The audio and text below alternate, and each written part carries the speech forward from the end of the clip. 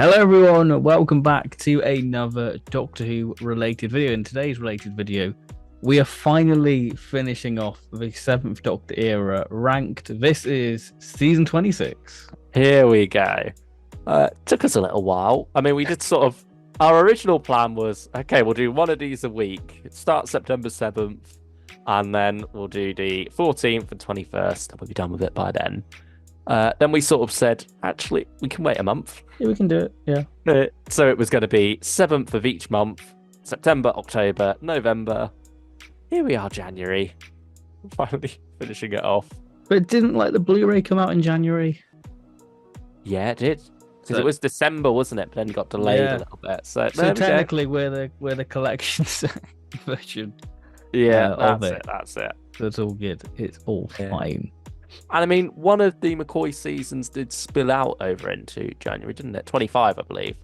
Because that started a bit. Yeah, that started a bit later than the others. So the last part or two of Greatest Show of the Galaxy was January. So, we're around the McCoy time frame still for his seasons. Yeah, so it works fine. It works fine. Shall we dive in? Yeah, let's dive in. It's 1989 now. And this is the last season of classic Doctor Who. Not that anyone knew it at the time. While it was going out necessarily, or while they were making it. I think there was some inklings towards the end. I mean, certainly the little epilogue, the little, speech that McCoy gives, voiceover at the end of Survival, was written and recorded at the last minute, wasn't it? On the off chance that they were cancelled, because they were thinking, oh, it's looking a bit shaky at the moment. And then, eventually they just heard that season 27 wasn't happening. It sort of just faded away, really, because I think the BBC learnt their lesson of cancelling it in 85, wasn't it? Yeah. With season 22. And then there was the big uproar. You had Doctor in Distress and everything. So they just thought they let it go on for a few years, but in a time slot that did it no favours. It was up against Coronation Street. Yeah. But it's down to 14 episodes a year as well. So it wasn't as prevalent, was it, even for those who were watching? And people didn't know it was on. That was a thing as well, because people would ask Sylvester McCoy, "Oh, is it still on?" And it's going out now. So their method was just to make people forget about it, so that they could then quietly cancel it, and no one cared. And obviously, fans did care, but it just wouldn't come to anything until 96. Yeah, and then fully in 2005. Yeah, because a lot of people hated McCoy and blamed him for the cancellation, that he was the one who killed it. Luckily, the show's come back in many iterations now, and we're into a new iteration with Shooty now. I mean, McCoy's even been back. Not just for the TV movie, but Power of the Doctor and Tales of the TARDIS as well.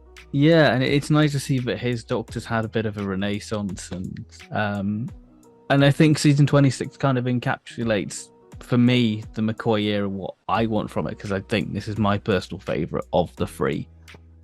This is probably when Andrew Cartmel really gets to show off his true vision for the show.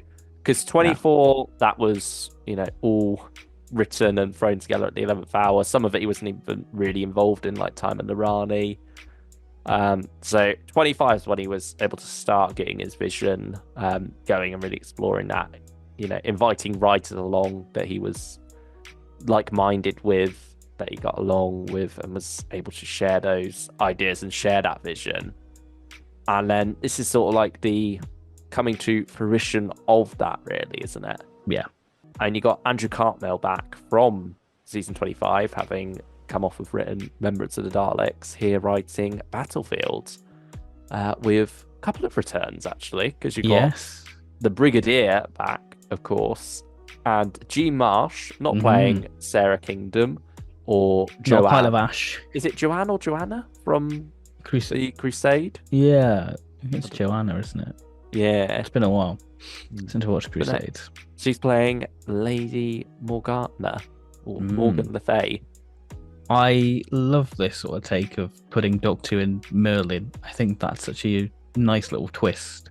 And I kind of wish we had more of it in the show. And it's a shame Big Finish haven't even touched on it, really. I mean, you got that Camelot novel with the 10th Doctor. Yeah. I think that picks up some bits. But yeah, it does sort of work well enough on its own as a story, with this possibly being the Doctor's future, or possibly just an alternative Doctor. It's never quite... It could be a bi-generation Doctor. Yeah, you never know. See, we wouldn't have been able to say that. No. See, this is the when advantage. We originally planned. Yeah, this is the advantage of it, you know. But yeah, that's sort of like that Cartmel vision coming in a bit, isn't it? You know, this grand chess player Doctor who's sort of setting things up for his past self to then deal with, or vice versa. It's the what's that paradox? Bootstrap paradox. Yeah. Coming into play there. But tonally, it doesn't necessarily feel like it fits in quite as much with the rest of 26. No, it doesn't. But I still like it a lot. Maybe because it's sort of that childhood nostalgic. I think this is like the third McCoy story I saw. And just the idea of having knights with big guns. It's something. It's something you can get out your toy box. You know, you've got a knight figure, you've got an action man with a gun. Give it your knight, and you've got a battlefield. So yeah. I mean, it's like that. Two of the top toys for children, isn't it? You know, castles and things, and then dinosaurs. Doctor Who had already done dinosaurs. They've done castles a bit as well, like right before they did dinosaurs. I mean, the Destroyer is kind of reptilian. Yeah, but having that in more of a sci-fi setting, I think suits Doctor Who at this time rather nicely. Yeah. And you know, diving into myths and legends as well feels right for McCoy. Yeah, and also Unit back as well. Nice little callback. More sort of worldwide unit, isn't it? It's not a sort of invasion of the home counties. Units all over the world now. Yeah, and you got quite a few different nationalities within this, alongside your old Brigadier and a new Brigadier. Yeah, Bambera. Shame. Oh, she's wonderful, isn't she? She's great. Right. And I'm so glad Big Finish finally did get around to giving her a spin-off, which is also great. Brave New World. But she's sort of like left with some of the more slapstick comedic stuff at times with Anselin. Like some of that doesn't necessarily work for me in this story tonally. Yeah. I think that's probably where it's at its weakest. But yeah, for the most part, it's just a fun little romp, really, to kick this season off with. Yeah, I have a lot of fun with it. The Destroyer is such a great design. It's just a shame that it's not used all that much. McCoy and the animatronic works on it. Yeah, it really gives you a taste of what we could get Doctor in the 90s. It's very sort of Buffy the Vampire Slayers, really, in its design. Yeah, it's very much. This is on the cusp of the 90s, isn't it? It does feel like a season that's looking forward to the future. There's an air of change. Looking back. Yeah. I mean, particularly when we get to Survival, that'll be felt. But yeah, for now, I think this is probably a 3 or a 4 spoons. I would personally want to go 4. Yeah, looking at what we've got in 3, it deserves 4. It's better than those. Yeah, easily. I think it's a great one. Great. Yeah. And now we come to Ghost An intellectual story where supposedly you pretend that you're very sophisticated and you know all the metatextual meaning of it, but it's about evolution and life. Did you watch the work print for this yet? I did a long time ago. Yeah, that was my most recent viewing of it to sort of like see if that would shake out any better. Because certainly for Battlefield and Curse of Fenric, having those extended versions does help flesh out those stories. Yeah. I mean, they're always the versions I go for, the extended ones, rather than the 4-part ones, particularly for Curse of Fenric, which is partly why I don't watch them as often as maybe I should. Just because you have to set down that time to sit and watch them, whereas with Doctor Who, it's usually I'll throw on a part or two, Yeah. and then I'll finish off the rest of the story the next day or something. Just a bit more bite-sized viewing, I suppose, is how I usually approach Classic Key. But I think it shows how much the show had changed by this time, that it was being written in a way that it was designed to be watched multiple times. And, in some ways, maybe to its commercialized, because you had the VHSs coming out they're all now coming already. Out. Yeah. So it was being written with the knowledge that, this wouldn't just go out once and then be forgotten. This is at a time where technology is, or has already changed, really, that home video is really taken off by now. And so there's pretty much a guarantee in the writer's mind that, oh yeah, this will get put onto video and it can be rewatched to, pick up on all the little subtleties. And maybe that's what hurt something like Ghostlight. Mm-hmm. Yeah. But I really like part one of this. Every time I've watched it, I've come to like this one more and more. And particularly part one, I have a strong appreciation for the atmosphere of it. It's sort of, for me, the quintessential McCoy setting. I think McCoy just works in creepy, haunted houses, really. I think that's just the McCoy setting I like.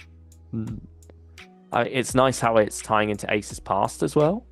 It's sort of like an Ace trilogy, isn't it, this? It's sort of a start of it. It's not like what it's been dubbed in fandom, isn't it? Although she's certainly at the center of quite a few of her stories, but never more so than here. And again, it's about that look into the future thing when you compare it to the new series approach, which is much more companion-centric, at least with Russell in particular, when he brought it back. And a lot of that does start here, really, with season 26 in particular, where, this isn't just a story where the companion is at the center of the action. Like, the whole story exists because of Ace, really. Like, this is about her trauma with this house that she burnt down as a kid. It's about revisiting that old horror for her, and the Doctor exploring why and working out what evil she sensed there. It's therapy, I guess. Yeah. A weird way of doing therapy. Wow. And certainly there's some other creepy stuff going on there as well. The husks are great. I love those. It's very out there, I think, with the characters. Yeah. I do feel like it deteriorates as it goes on, though. It always has too many plots going on with Light and then Josiah wanting to assassinate Queen Victoria and everything. There's almost like too much going on at once. And you never really get the feel that there's that plan to assassinate Queen Victoria. It's sort of like said, but it's not really relevant to the plot by that point. You sort of already moved on from Josiah as a villain and focused more on Light by then.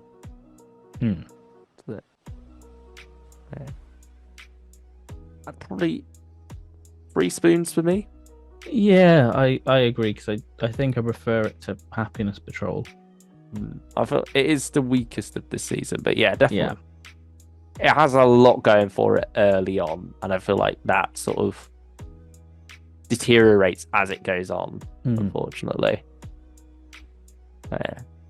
Now you come to the Curse of Fenric. Yeah. A very heavy hitter. It's my favorite McCoy story. It's really, it's 5 spoons. I think we could safely say that. So I was going to argue, I let you have Greatest Show, and like, I've got to have Curse of Fenric top spot, because it's I wouldn't stop. Yeah, I'd put it top spot, but I don't know if it's top McCoy for me. Easy. I think it's, like you say, the movie edition. That comes together so well. It's the only way to watch it. I think I've watched the 4-part version once. I think that was when it was done. Horror. What? No, watch. No. Oh, okay. Back. It was. I'm pretty sure it was the one they chose for the 7th Doctor when they did that Doctors Revisited thing back in 2013. I'm pretty sure that. Oh no, it was Battlefield for that. Okay. So maybe I watched it not long after that when I first got the DVD, and then always went for the movie version after that. Well, maybe it was horror. No, I feel like horror would have been too late. I feel like it must have been the DVD I watched. So I know horror definitely did show it, and I was like, oh, this isn't the version. I don't want to watch it. Yeah, movie version far superior. Oh, absolutely. I think it's rejigged some scenes as well. Like some of the cliffhangers never particularly work in the 4-part version. Like the them getting caught on the beach. You could just feel like it's there just to have a cliffhanger in a way. Yeah, but it works so much better in the movie version. It's such a good atmosphere as well. Yeah, just the way incredibly well shot.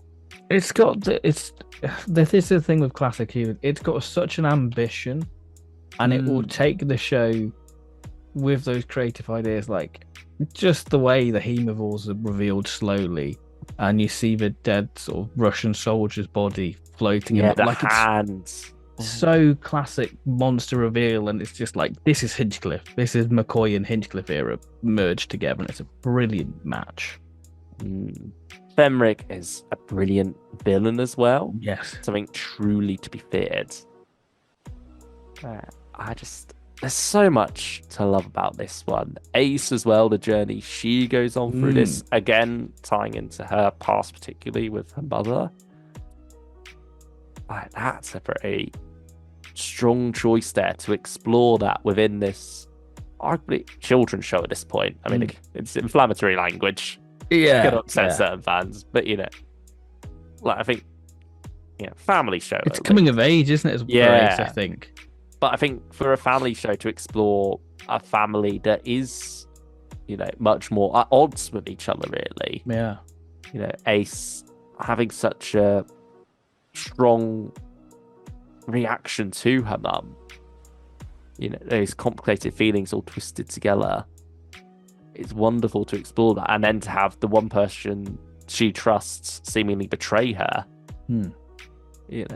It's arguably the peak of their relationship, really, and I think it's what a lot of expanded media after that fact maybe based it too much around. Yeah, and then it's just constantly the Doctor manipulating it. Yeah, and it almost feels more like they look at the earlier scene and forget the later scene where he's only really doing it to break the hemovores' faith. It's like, like break through the hemovores' psychic repellent, isn't it? Yeah. It's like it can't act and do what it needs to, or the ancient one.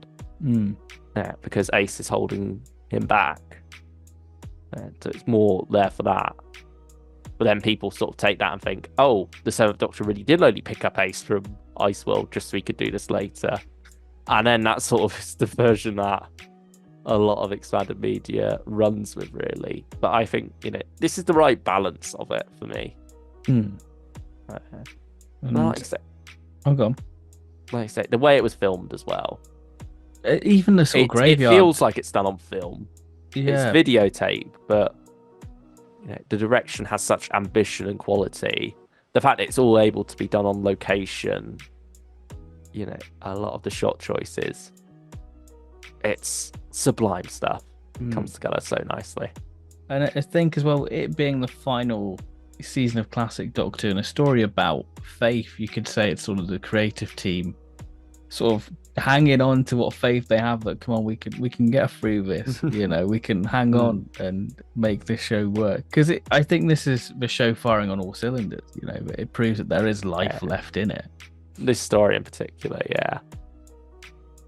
I mean, first time I go to World War II as well. Yeah. Because ultimately, like when the show first started, that was still a fairly recent memory and living memory. Yeah, very much so. Whereas now it's all like at a time where it probably is a bit more distant. Yeah. I mean, there would still be people alive from that. There's still people alive today who lived through it, of course. But, there's like a benefit of distance there from it. And I mean, despite that, though, it's not really dealing with Germans at all. No. because it's taken the Russian route and sort of looking again to the future in a way, or what is the past, but the idea of what comes after the war when the Russians are no longer their allies. But in the end, it's about the soldiers themselves. Yeah. The pawns rising up against the chess masters, really. Yeah, fighting back. And that's a wonderful scene as well, them two together. Yeah. So it all just comes together so well. Yeah. I can't really think of a bad word to say about this story. No, just watch the movie edition. Yeah, I can think of a few bad words to say about the 4-part version. Yeah, the movie version, the true version, where it all just comes together so nicely. Yeah, brilliant stuff. Any last words about Curse of Fenric? Just everything's brilliant about it. I love it. It's good. It's very good. I mean, again, with the faith, you've got the Vicar's faith, Wainwright, shaked by not the German bombs falling on British cities, but British bombs falling on German cities. Sort of questioning that retaliation, really, and do the ends justify the means? Are you really able to justify these atrocities in the name of a peaceful end goal? No matter how evil the enemy you're facing. It's a theme that Doctor Who grapples with often. I think very well articulated here. Much better than I just articulated. Yeah. You're not supposed to. You're meant to be like. Sorry, that was very intellectual. Well. It's like I'm watching Ghostlight. Yes, very intellectual. Chef kiss. Yeah. Looks like you should be twirling your moustache there. Well, that's the next story. Yeah, here we go. Yeah. The goatee man's back after a few years' absence. A cat man. Bad cat man. Oh dear.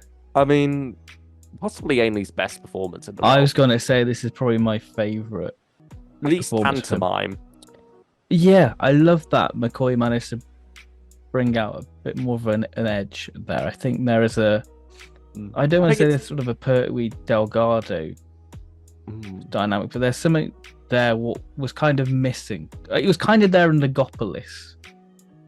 But I think this is Anthony is best. Yeah. I think playing opposite McCoy rather than someone like Colin, where it sort of almost becomes not a shouting match as such, but very much a big acting off. Yeah. I suppose. Egos. Yeah.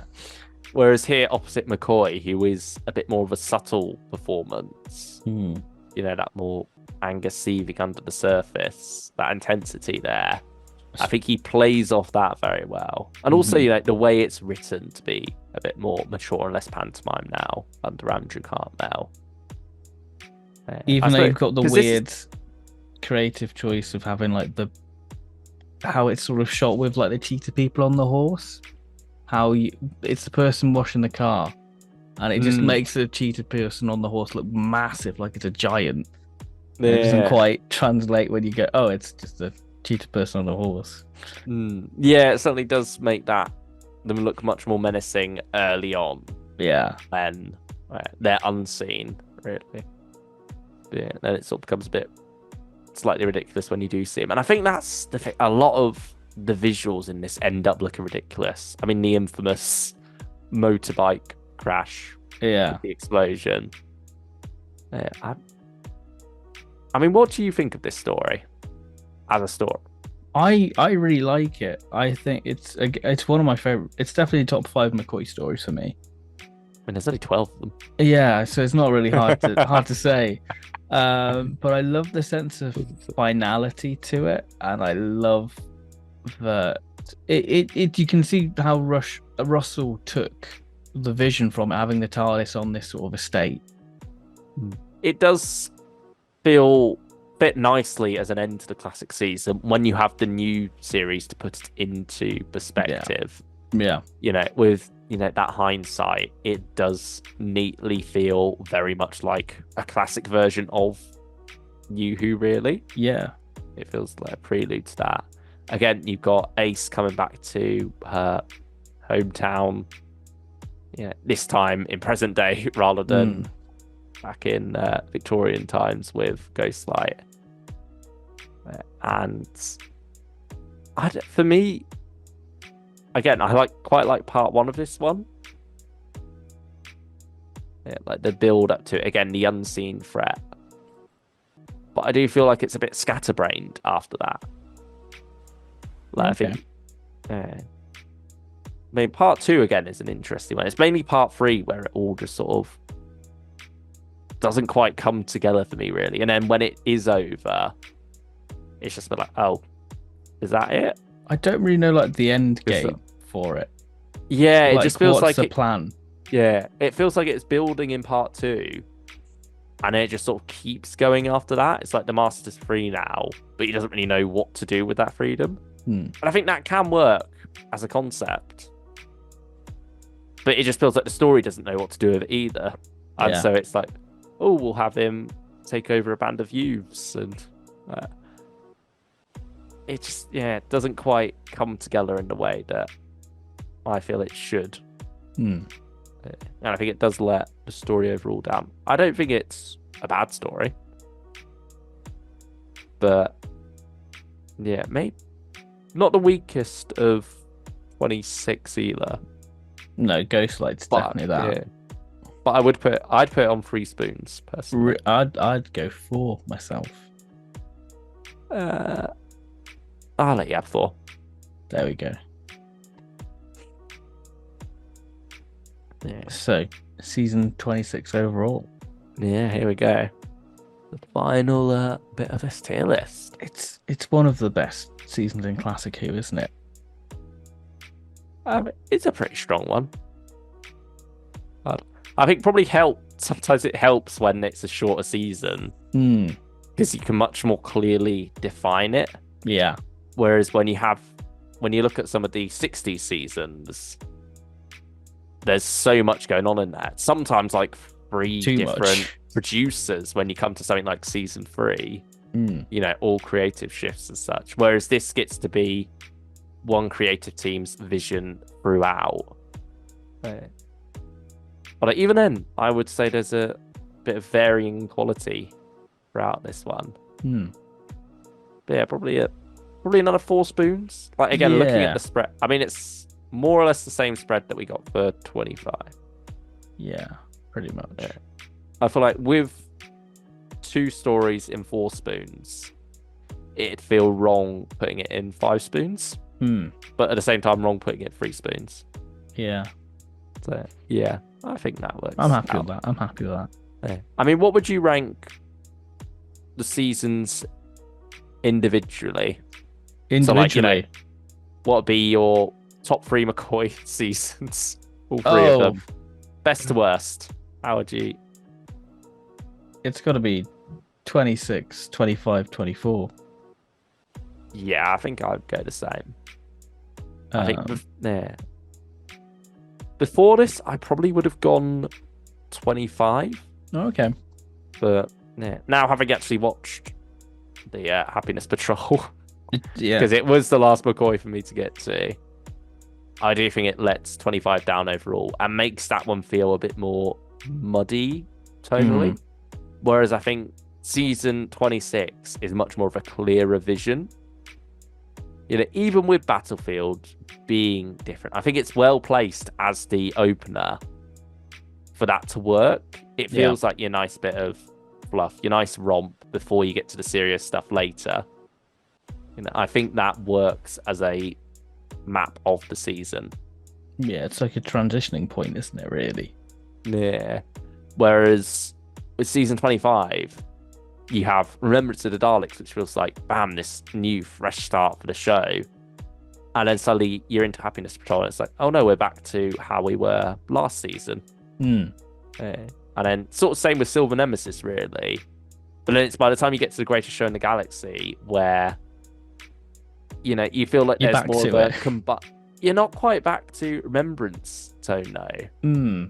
But it's like, it's taking the best parts of 24 and making them really work in a really strong story. because it's got that almost more pantomime or circus in this case style to it, doesn't it? But with the horror taken much more seriously, it doesn't necessarily feel like it's being as sent up. It's got some weight to it. It's got a lot of meaning behind it. I mean, I'm just using this as another opportunity to praise Greatest Show in the Galaxy, but we're meant to be talking about season 26. Is that your favourite McCoy, would you say? Yeah, just about. Okay. Yeah, certainly looking at this, I think those are some fair rankings overall, though. I think there's one thing we're missing TV movie. Yes. Just to say that we've covered it. Where would you put it here? Probably at 3 spoons. Maybe yeah, 2. Yeah. I'd go 3. I'd go 3. Yeah. Well, imagine it's there. Yeah. So that's the whole McCoy era done. Yeah. Where would you put Power of the Doctor? 1. Where would you put Tales of the TARDIS? That's just Curse of Fenric, isn't it? Yeah. I've not actually watched that one yet. No. That's the only one I've not seen the scenes from. Yeah, they're all on YouTube, the clips anyway, so, I mean, you can easily just load it up on iPlayer as well. Just watch it till the story starts and let's get to the end. I mean, again, it's the 4-part version, isn't it? It's edited into one. But it's nevertheless the 4-part version. You don't get your full movie experience. So, especially if you're doing it all in one sitting, why would you not just do the movie version? Yeah, and then just watch the scenes. Yeah. You could even watch them before and after. Yeah, you literally could. You literally could. Wow. There we go. That is McCoy era done and dusted. We've finally done it. Yeah, finally. High fives all around. There we go. High spoons. Rice pudding for all. Yeah, that has been the McCoy era. We've done the Pertwee years. So you can check out that if you want to know what we thought of all 5 seasons of Pertwee goodness. It's been nice to sort of, I don't want to say be more critical, I think. I think when you're pitting these against each other like this, your more critical lenses come out, I suppose. Yeah. Whereas when you talk about a story on its own, you're sort of not quite as this and that with it.